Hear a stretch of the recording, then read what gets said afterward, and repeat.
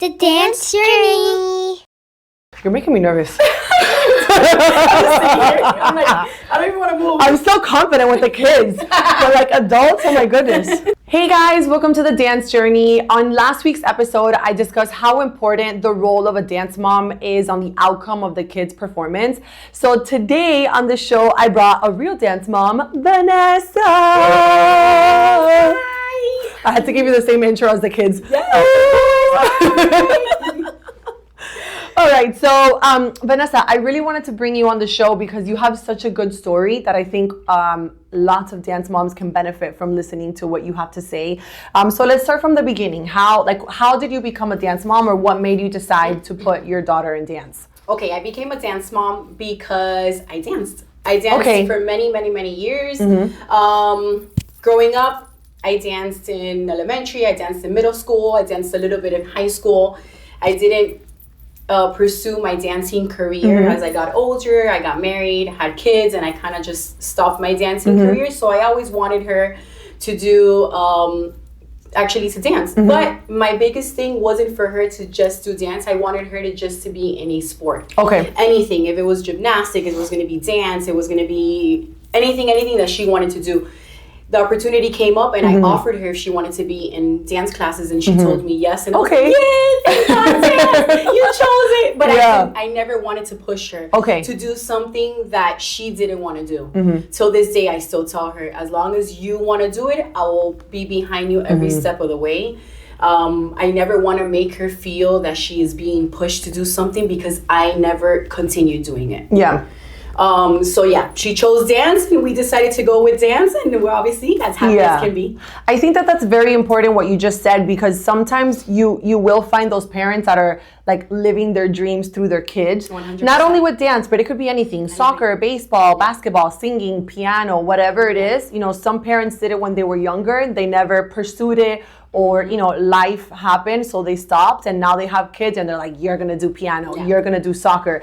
And sometimes it works out. Sometimes the kid actually loves, you know, the sport that the parent pushes them to do, but sometimes they don't. Yeah. Sometimes they don't, and they're just kind of like forced to do it. And then it just, in my opinion, it just takes away the whole aspect, the whole journey of it, you know, like dance is so beautiful, or soccer or basketball, whatever it is, like the whole experience, in my opinion, I think the kids should experience it wholeheartedly, not because they're being forced. Exactly. So I think that that's very important, that still to this day you give her the opportunity to opt out if she wants to. I think that's super important. I always tell her, and I say it to my son also, whatever you want to do, if you want to go ahead and change the sport that you're currently in, you have no problem at all, as long as you're happy. This is for fun. I mean, obviously it's for my daughter in specific, it's obviously I want her to pursue her dancing career, but I want her to have more fun more than anything, you know? And I want her to feel comfortable in what she's doing. I think kids feeling pressure to do anything, it's not the right thing. Yeah, I think the word that you just used, comfortable, is a very strong word, because if a kid is not comfortable with what they're doing, they're not going to be confident, which is the whole topic that I've been discussing in the past couple episodes. If a kid is not comfortable, they're not going to be confident, and they're going to burn out, or they're going to hate it or regret it, you know? So as long as a kid is comfortable, and as long as the kid is happy and having fun, because they're young, so it needs to be fun. They're not adults. They're not doing it for financial reasons. Exactly. They have no obligation other than something that fulfills them. So if they're not having fun, they're just going to burn out, in my opinion. For sure. Okay, so that's good. Mom points from Miss Claudia. Mom points from Miss Claudia. Would you be heartbroken if she tells you tomorrow, like, I don't want to dance anymore? Oh, 100%. No, 100%. However, I wouldn't even know how to react. Like, no, are you sure? Like, you sure you want to stop dancing? I would kind of, maybe there, I would be a little pushy. Like, are you sure you've been doing it for a long time? You're super good at it. I think you're doing great. But like I said before, I won't push. I mean, I would be heartbroken. I'm being completely honest with you. Especially with the relationship that we have in our studio, the love that we all have for each other, and, you know, the amazing dance teacher and everything, you know, and that obviously I'll be broken. But no, I won't push her. I will let her choose. If she wants to tell me tomorrow, hey mom, I think dance is not for me, I want to go ahead and do gymnastics, then gymnastics it is. I'll be right behind her. I always tell my kids at the end of the day that whatever they chose or choose to do, I will go ahead and be behind them in every step of the way. So that goes for anything that they do, any sport that they'll do, I'll be behind them, supporting them, because that's what we're parents for. Yeah. So I love that. All right. So dance, having a kid dancing, it's obviously a very it's a sport that you have to dedicate a lot of time to. Do you have any regrets as far as like putting her in a sport that requires so much time? Because it's not like piano or singing that it's a little less time consuming. You know, your daughter is dancing for many hours a week. You have to kind of give up a lot of your personal time, especially on the weekends. You know, you have to give up going to parties and going to family events, and you have to say no to a lot of things because of your daughter and because of, you know, the sport that she chooses, because it is a sport that requires a lot of time. Do you have any regrets because of that? None whatsoever. I think it's important for kids to be in a sport, and I think it's very good for them disciplinary. I think it's important for them for scheduling. I just overall, regardless of the fact that she wouldn't have been in dance or not, she would have been in something. And I'll be quite honest with you. My daughter, when she doesn't come to dance, she feels like she has nothing to do, and she's at home and she's like, what do I do with my life? Like, I have nothing to do, because she is so used to, in many occasions, I've been told by family members, and I think this happens to other parents also, I've been told by many family members, like, she doesn't have a life. Like, how old is she? You don't let her be a child. You know, she doesn't rest. She dances for 4 hours in one day. What do you mean? It's a school night. You know, and I always give them the same response, and I'm like, it's okay. She's okay with it. I don't obligate her to do anything. If she feels comfortable and this is what she truly likes, she's gonna feel okay wherever she is. So I don't regret absolutely anything. Like I said, regardless of the fact, I was always going to keep them like on a sort of schedule. I'm not the type of parent to say, here's the tablet and sit at home and here you go, because I have nothing else to do. Yes, it's crazy for all of us, and it does take a team of people to be able to get them to the schedules, to get them to work, get them to dance, or get them to sports. Well, that is their work. That is their work. Yeah, when you're an adult and you have a job, you have to be responsible for that job. You have to show up on time. You have to make sure you do your best. You have to make sure you show up as your best. So this is their job. Exactly. This is their job. Exactly. So it does take a lot of people being involved to help you. You know, thankfully, mom and dad and abuelita and abuelito, and somebody comes in and they help you and they take them. But regardless of the fact, I'm a big believer that they need to have some sort of schedule. You know, and that it's good for them. It's really good for them. So no, I don't regret absolutely anything. And more mom points. More mom points. Yeah, I mean, I feel completely the same way. I'm not a mom. However, I am a teacher, so I feel like I'm a mom to all these kids. And I feel like if these kids don't have something to do, like you said, when they're at home having nothing to do, the easiest thing is resort to the iPad or resort to the TV or resort to a phone. You know, the ones that are a little bit older, and that's not necessarily the healthiest way for a kid to spend their time. Even though to people who are on the outside, it might seem like, oh my God, this kid doesn't have a life. Yes, they do have a life. They just have a different life. They don't have the life that other people think that kid should have. They're doing something that they love. They're doing a physical activity, so they're taking care of their body and they're learning how to stay in shape, and and they're building their muscles in the right way. They're learning how to be responsible because not only are they dancing for 4 hours, they also have homework and all this other extra things to do. So they are starting to build a life, and they're starting to build a regimen that's going to help them long term. You know, 100%. It's not staying at home on the TV or staying at home on the iPad, because realistically speaking, the child who is at home, that's exactly what they're doing. Like very small amount of time are they outside on their bicycle or outside on their scooter, because they have to be supervised by a parent that doesn't have time to give that supervision. You know, so I think that they do have a life. 100%. 100%. All right, so let's dive into a topic that I think a lot of parents would like advice on, or at least tips on. Let's talk about finance. Insert the emoji of the money right here. All right, so finance is a touchy subject because dance is a sport that's very expensive, especially if you're going to do it competitive. It gets very pricey with competitions, with costumes, with rehearsals, with choreography, etc., etc., etc. So for the most part, everybody has to manage their finances when putting their kid in a sport that requires a lot of money. Do you have any tips on how you coordinate your finances for her, or how do you manage your finances? Obviously taking care of your personal stuff and her. Do you have any tips for finance coordination? Well, at the beginning, I'll be quite honest with you. At the beginning? I was like, hold up. I was like, hold up. How are we supposed to do this? Like, how does this work? At the beginning, I was a mess.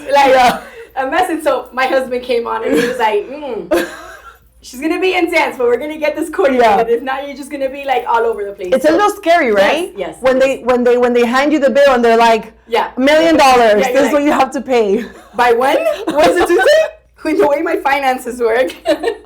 but you resolve it. You know, we pretty much do like an Excel sheet, kind of like we do here or we do at the studio. And we will pretty much schedule it exactly how it is. The date that we need to make a payment and kind of go around it, see how we are going to make the payments or how we're gonna balance it. The way that we normally do it is that we schedule ahead of time at the beginning of the year, since we will have these numbers at the beginning of the year, which most people do.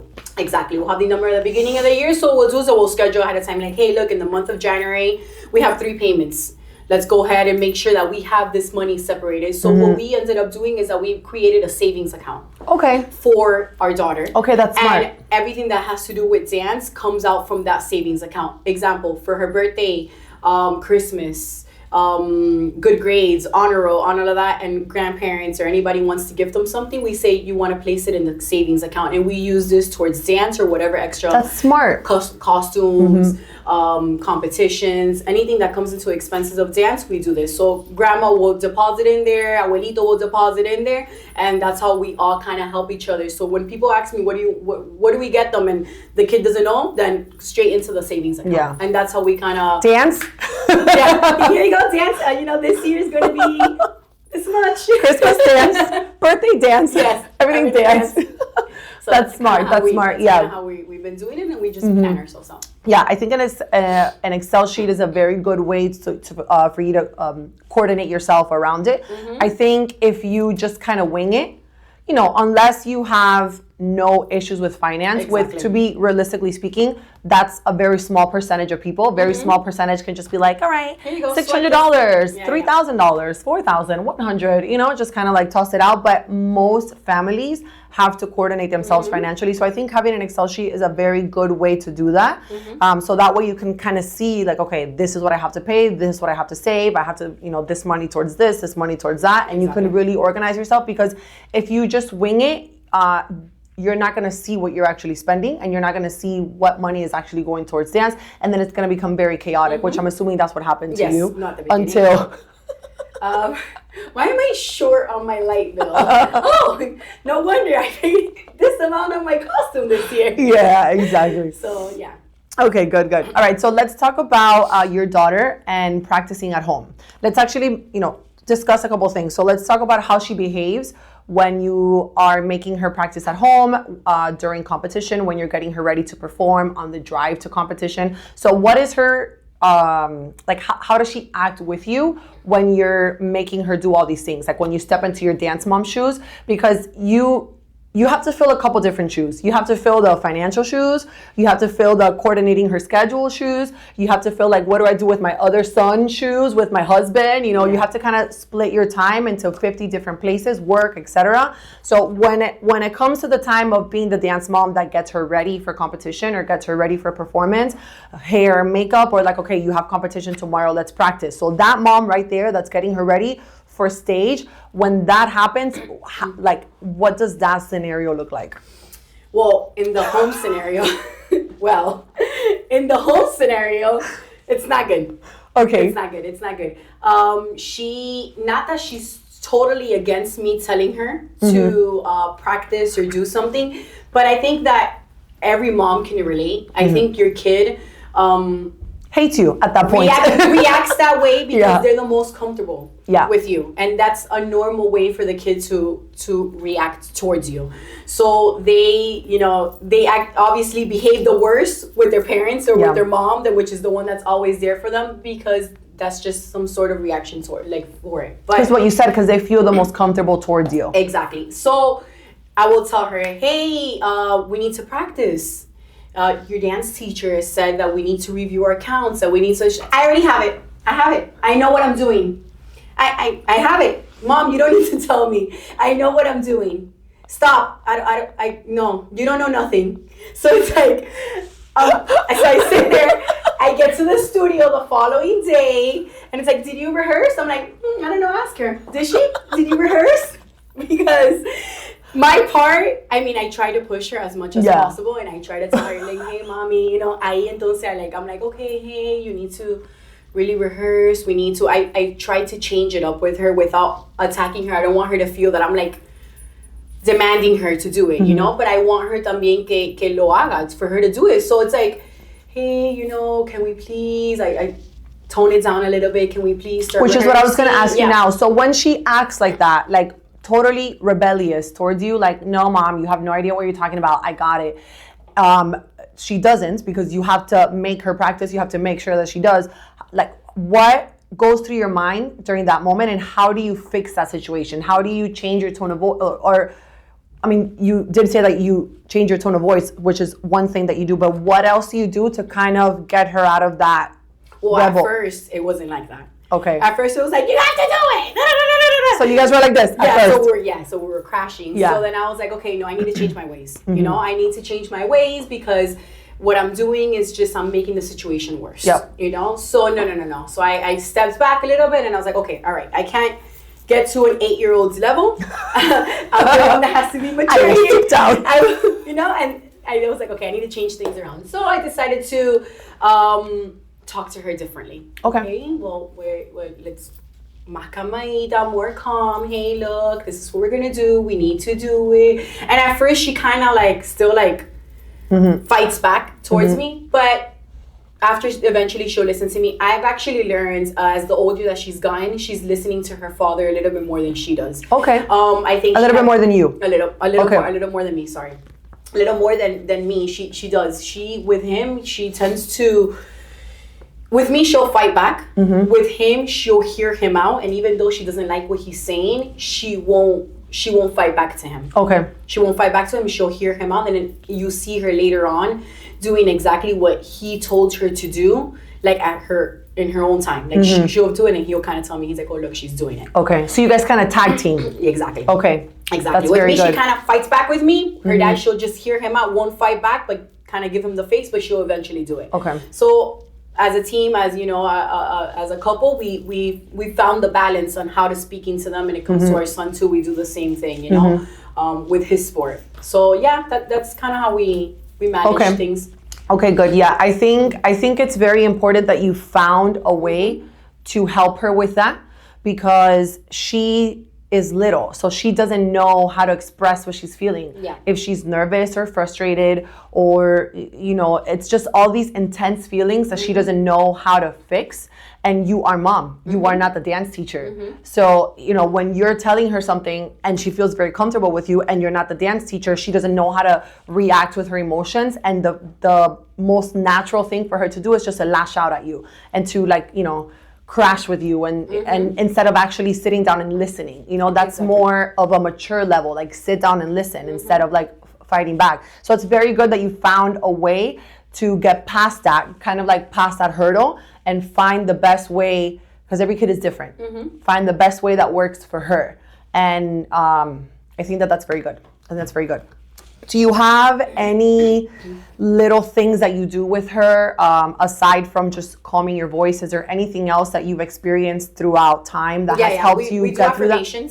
Okay, affirmations. We do affirmations. Her father actually started the affirmations with our son, with his sport, with baseball. We started the affirmations with him because he felt very nervous. If he would strike out, he would have panic attacks. He was just like super hard on himself, which happens to our daughter too. I think that they're perfectionists to a certain extent, and they kind of panic. So my husband started affirmations with him before going to baseball games, and it was working out very well. It's still working out very well. We started them about a year ago. Okay. And then he kind of passed that to me. Hey, we need to do affirmations with them and all this, and we've learned how to do them. And we actually have a routine that before going to school in our in the car on the way to school, we do affirmations every morning. Okay.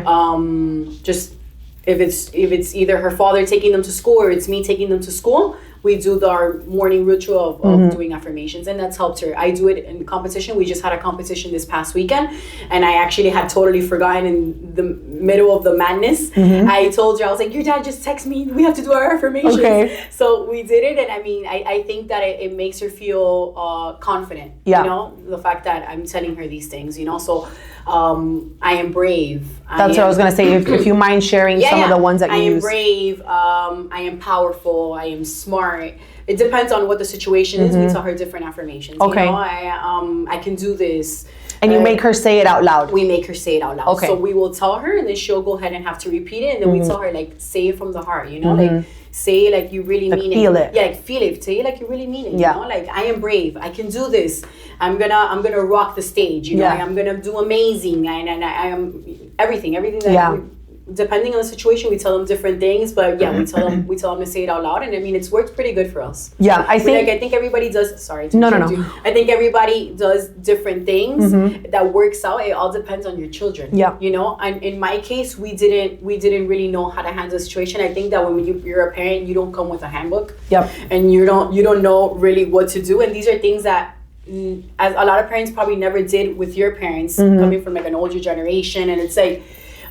Immigrant parents that they don't know how to handle the situation. So for us, it was a learning process, and I think for every kid is completely different. Yeah. In our case, this has worked. Yeah. This has worked because it's built up their confidence. Yeah, I think that saying affirmations is a good thing across the board because it changes what is going on in the child's head. In the child's head at that moment is negative words like, I'm not good enough. I can't do this. I'm nervous. What if I mess up? In the case of your son, what if I strike out? And every sport, even though it's different, it's very similar. Yeah. It's very similar. Very similar. You have to go against somebody else. You have to see how other people perform and you compare them to yourself. You have people watching, you know, all these sports are very similar. So that's exactly what's going on in their head. They're thinking negative words like, I can't, messing up, falling, not being fast enough, too slow. What if somebody's better? When it comes to dance, like not scoring high. Oh my God, that girl can turn. She can do 5 turns. I can only do 1. You know, and the comparison of the negative words start. So if you change their words, and you are changing the way that they're thinking, and the second that you change the way that they're thinking, their body reacts totally different. So I think affirmations is good. I think they're great across the board. So that's awesome that you guys were able to have her do that and that she's like understanding and like changing her ways, you know. Keep doing that. I think it's awesome. All right. So, Vane, I really, really wanted you to come on the show, as I stated at the beginning of the episode, because you have such a beautiful story. Outside of all this great advice that you just shared, you have such a beautiful story with your daughter. So I would really like you to share with that how your relationship with your daughter has changed from when she first started dance, fast forward to 4 years now, the whole process that your relationship with her has gone through. Because I think it's a story that a lot of parents go through, and maybe they don't know how to say it, they don't know how to speak up about it, or they don't really know anybody that's going through the same thing. But I think a lot of parents go through this, and I think you would help them so much just by giving them a little bit of advice. So if you can just share your story with your daughter would be great. Perfect. So where do I begin? I love how you're starting. You're like, well, put on my seatbelt. Well. She started when she was 4-ish, about to turn 5 years old. She's currently 8, gonna turn 9 in April. Our story is a little bit crazy. She actually began with a lot of anxiety. Okay. Growing up as a baby, 1, 2, 3 years old, she would be very anxious about certain situations. She would cry about certain clothes bothering her. I mean, there's many things that would make her anxious. Sensory issues. Okay. Issues. Like she didn't wear jeans until she was like 3 years old, 4 years old, because material would bother her. So I wanted to put her in something that was gonna make her feel open, comfortable. Okay, maybe like changing her way. I got advice from her pediatrician, and she stated to me that maybe putting her in some sort of extracurriculum or an activity was going to make her change a little bit, like her ways. So here I am. I decided, I'm like, dance, yay, dance, let's just dance, whatever. We put her in dance. And my relationship with her at the beginning, when she started dance, was very hard because she would panic on the way to dance. It was the craziest thing. We would be in the car and she would be the whole entire way from my home to the dance studio, that the bra was too tight on her, that the bra was bothering her, that the shorts were too short, that the shorts were too long, and she would just kind of crash with me, and I'll be the whole way like, what am I doing? You didn't know how to deal with it. I didn't know how to deal with it. Okay. At all. I would cry, I would call my husband, I would be like, I don't know what's wrong with her, like she's panicking and there's nothing to be panicking about. And I realized that it was a situation that would happen to her majority of the days. If she came to dance 2-3 times a week, that would happen to her 2-3 times a week. Like she did it almost all the time. So I decided to, obviously dance changed her life completely. Completely. It changed her life completely. I think it changed her life because she felt comfortable. She felt confident.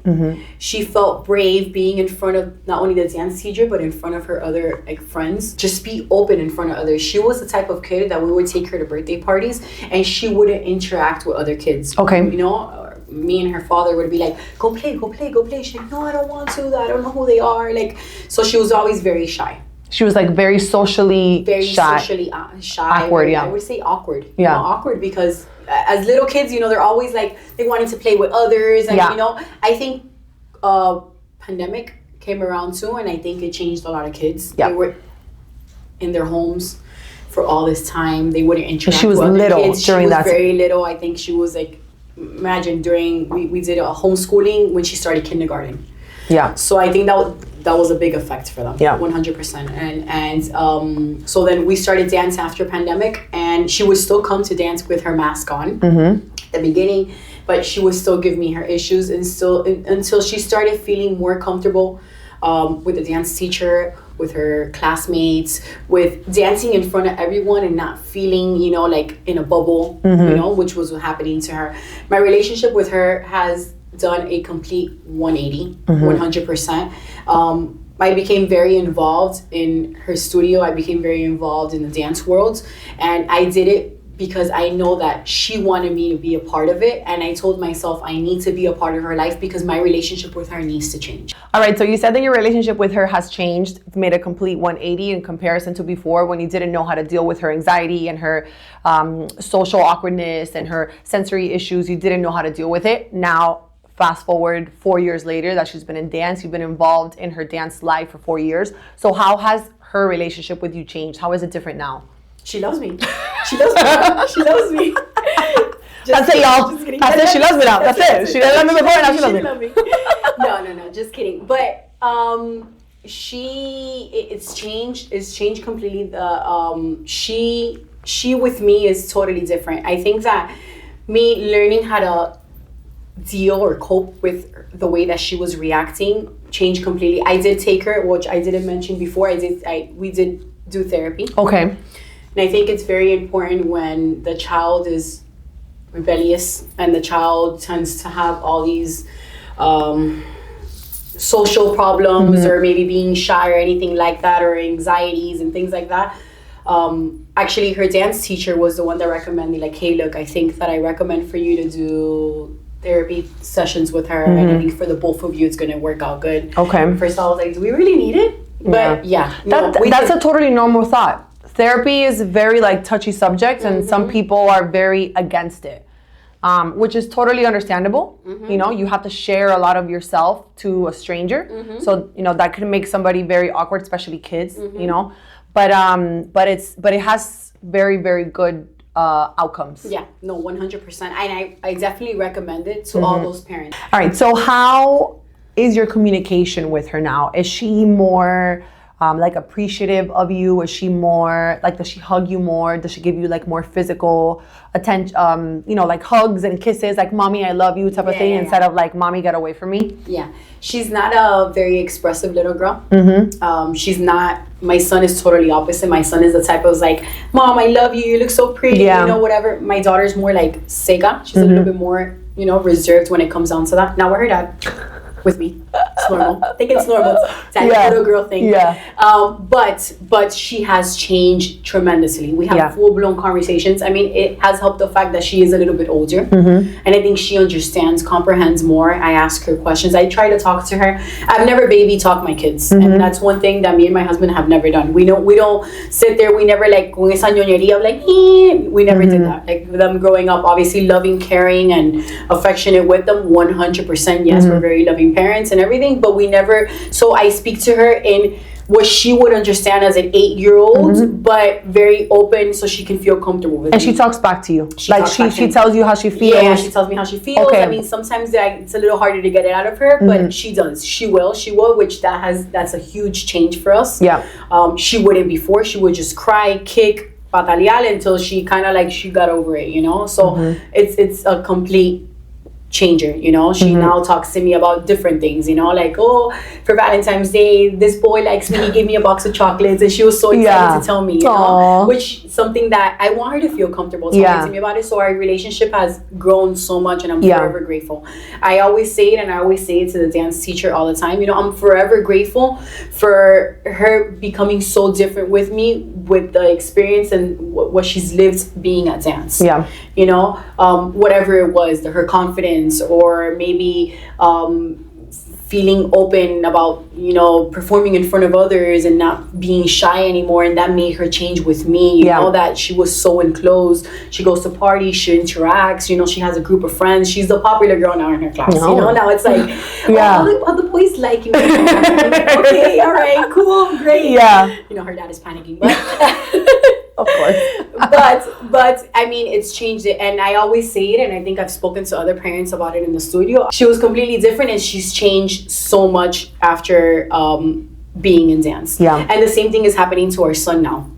Our son was super, super shy, and being in the sport has totally changed him also. So I would say, and I suggest to parents that not only therapy was an amazing idea, an amazing thing to do with your child, and I recommend it 100% for those parents. And I know that we all have a super busy schedule, and it's super hard to fit it, but it does help. It does help, and I don't regret it at all, taking her to therapy, and therapy for myself. Therapy for myself, because I didn't think that I was a problem, but 100% I was also. You know, and it's normal. And you don't think that you are, and so the therapist tells you like, hey, look, she's doing that because of you. You know, and then you have to change your ways. I remember at the beginning of our season, or the beginning when she first started competing, I would get super anxious with her. You know, like super anxious, and you know, I would attack her. We're gonna be fine. It's okay, my daughter. You know, whatever. Like, it's okay. You're gonna be fine. And your anxiety was reflecting on her. 100%. It was 100%, and I learned how to step back. Yes, I do get anxious. I mean, I think. You see your kid anxious and you become anxious yourself, and I think that's totally normal. Their feelings are yours, but you learn how to step back and say, I'm not going to show my emotions to her because it's not going to make the situation better. So I learned how to just step back and just be as calm as possible. Maybe I pace, maybe I go in circles, but at my own figure it out. We figure it out together, and I will do the exercise with her. Let's shake 3 times. Let's do this. Let's do the kicks, whatever. And I do it with her, and I kind of relax myself, but I try not to reflect on her because I don't want to make her feel that way. It was only going to create like a bad outcome. You know, it wasn't gonna do good for her, so I changed. But my recommendation, I think, to parents is that obviously giving that attention to the kid that they deserve. I think a lot of times we don't realize with how busy our schedule is that we don't give our kids the attention that they deserve and that they need. So I felt like her anxiety was coming from me being so overwhelmed with my schedule. I'm a business owner. I have 2 kids. I have a husband. I'm involved in school activities. I'm a class mom. I am involved in dance, you know. And I realized that maybe I needed to just give her a little more attention in what she wanted me to give her attention in, Yeah. you know? And I think that a lot of us as parents, we don't know how to balance that in our day-to-day life. And it's hard. Yeah. You know, you get home, you have to cook.